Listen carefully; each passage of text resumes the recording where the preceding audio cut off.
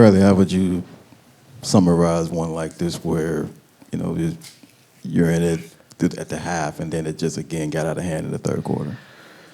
First, I want to give my praises to God. The third quarter kicking our ass, ain't it? Yeah. Yeah. Man, shit, I don't know what you want me to say.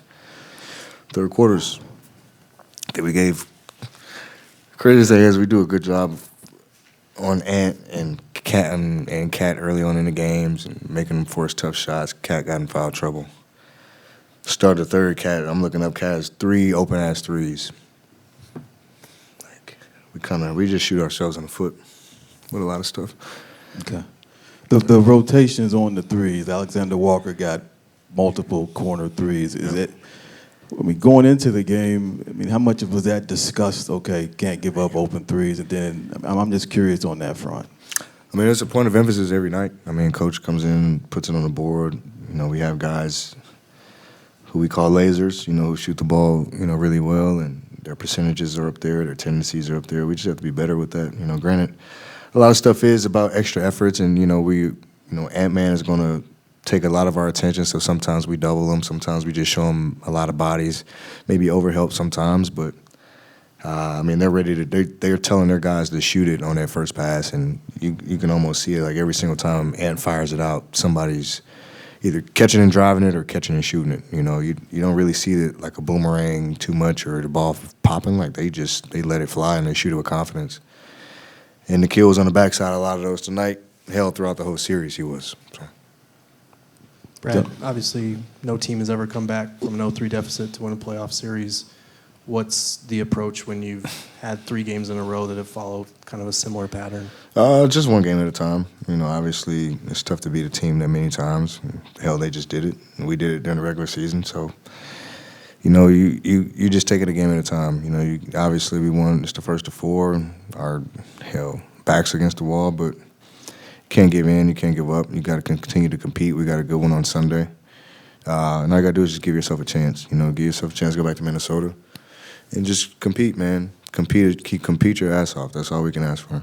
Book had said he feels like when adversity hits, sometimes you go separate instead of sticking together. Did it feel like that in the third quarter tonight? I think we have times in which we do it. I think we did a better job tonight of maybe coming together and not allowing that kind of just to linger over at times.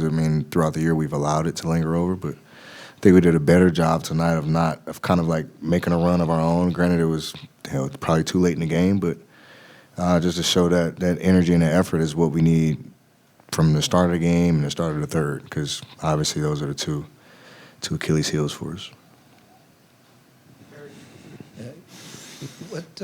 What goes on in the locker room at halftime here? What are you saying to each other? It's a 6-point game. You're at home, and then you come out in the third quarter flat. Yeah, we were energetic. We were confident about where we were, especially because we didn't play well, we didn't shoot the ball well, and we gave up, I think, like 9 or 10 offensive rebounds in the first half.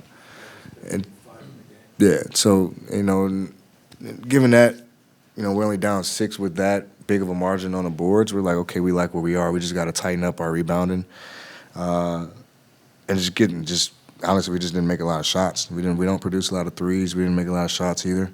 But it's tough to do that when we're always taking the ball out of the net. So it's kind of we gotta get stops. There's just only one way to put it. We got to guard. We got to defend a lot better, and bring the physicality to them because they're bringing it to us. Brad, along those same lines, with the way they like to funnel you down to Rudy, what is, in your mind, the key to generate more threes as a team? You got a lot tonight, but just in general. Obviously it's ball movement, player movement. Just getting the defense to collapse as much as possible. They're a really good team. They pride themselves. They're the number 1 defensive team. You have to give them their respects. But the way they utilize Rudy, they allow him to go one-on-one with any big who catches the ball, so they just fan out and deny Kevin, Book, me. They deny us all. And then when us 3 do have the ball, they're loaded up. They force me to go to the basket. They know I like to go to the basket.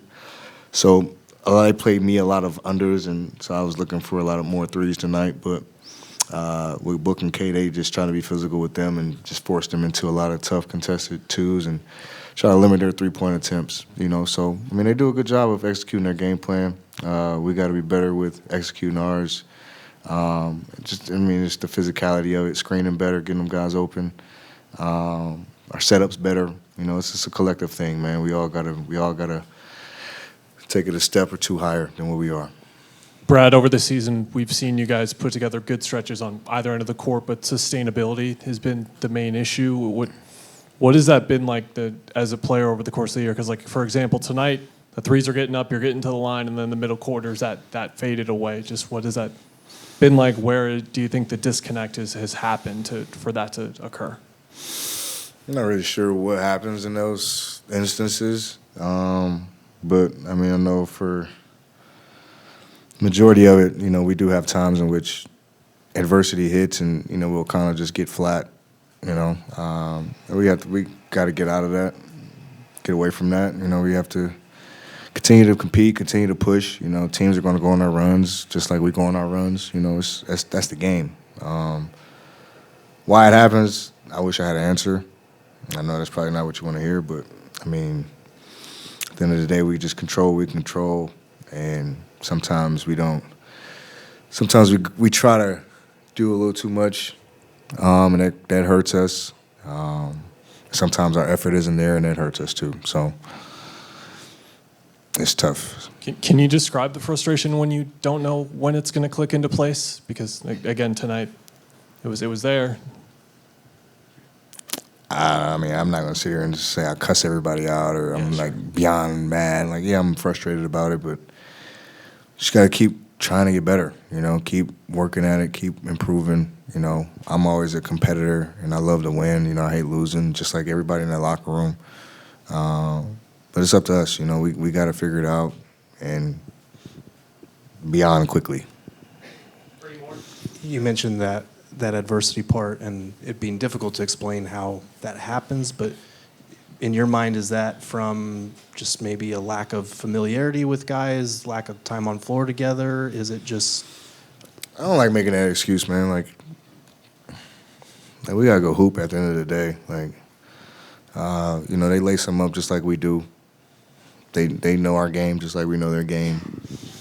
It comes down to who wants it the most, not X's and O's and who's guarding who or what we're running on offense. It's about mano y mano and winning the matchup in front of you, beating that guy and beating that team and who wants it the most. It's the playoffs, y'all. We know how this is. It's physical. It's tough. It's tough for teams to score over 100-plus points.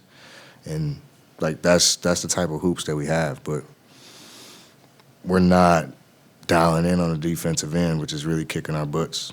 To find more of that fight, is that a collective thing that has to happen? Is it someone stepping up? I'm just curious in your career what it's been to kind of get over that type of thing.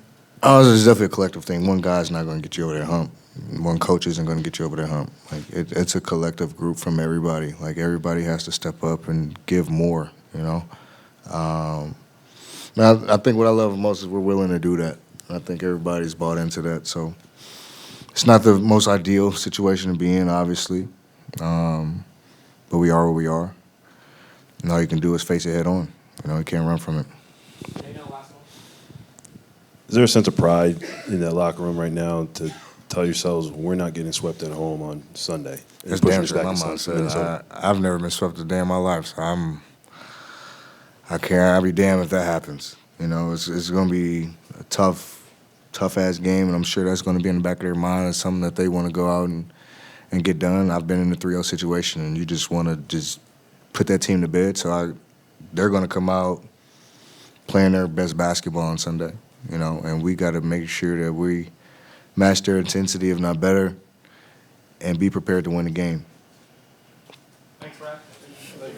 Yep.